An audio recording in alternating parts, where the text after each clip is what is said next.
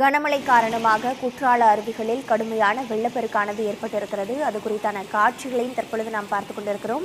கூடுதல் விவரங்களோடு இணைப்பில் இருக்கிறார் செய்தியாளர் சிவகுருநாதன். சிவகுருநாதன், தற்பொழுது தென்காசி மாவட்டத்தில் மழையின் அளவு எவ்வாறாக இருக்கிறது? குற்றால அருவிகளை பொறுத்தவரையில் கடுமையான வெள்ளப்பெருக்கு இருக்கிறதையும் நம்மால் பார்க்க முடிகிறது. அங்கு இருக்கக்கூடிய நிலவரங்கள் என்னவாக இருக்கிறது? பொதுமக்களுக்கு என்னென்ன மாதிரியான எச்சரிக்கைகள் விடுக்கப்பட்டிருக்கிறது? அதாவது நேற்று தென்காசி மாவட்டம் முழுவதுமே நேற்று அதிகாலையில இருந்தே மழை பெய்ய துவங்கியது.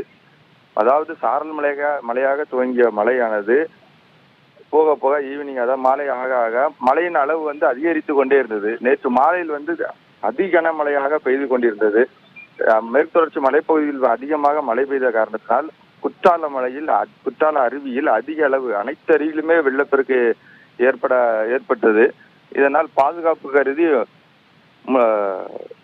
சுற்றுலா பயணிகள் குளிக்க தடை விதிக்கப்பட்டிருந்தது. அதிக அளவு நேற்று காட்டாற்று வெள்ளம் நேற்று இரவு ஏற்பட்டது 10 மணிக்கு. அதிக மழை காரணமாக கலங்களாகவும் பாறைகளாகவும் மணலாகவும் விழுந்து கொண்டிருந்தது. இதுல இதுவரை வரலாறு காணாத அளவு, இதுவரை எதிர்பாராத அளவு அதிக அளவான காட்டாற்று வெள்ளம் ஏற்பட்டது. இந்த வெள்ளத்தின் காரணமாக சுற்றுலா பயணிகள் குளிக்க செல்லும் பாதைகள் அனைத்துமே அடித்து செல்லப்பட்டது. இரு வழிகளிலுமே, அதாவது பெண்கள் குளிக்கிறதுக்கு தனி வழி, ஆண்கள் குளிக்கிறது தனி வழி, அந்த வழியாகவே காட்டாற்று வெள்ளமான மழை தண்ணீர் அடித்து கொண்டு வந்தது. இதனால்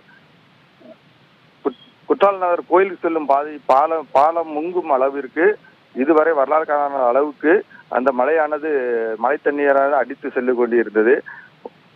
சுற்றுலா பயணிகளை கண்காணிப்பதற்காக போலீசார் வைத்திருந்த கண்காணிப்பு கூடம்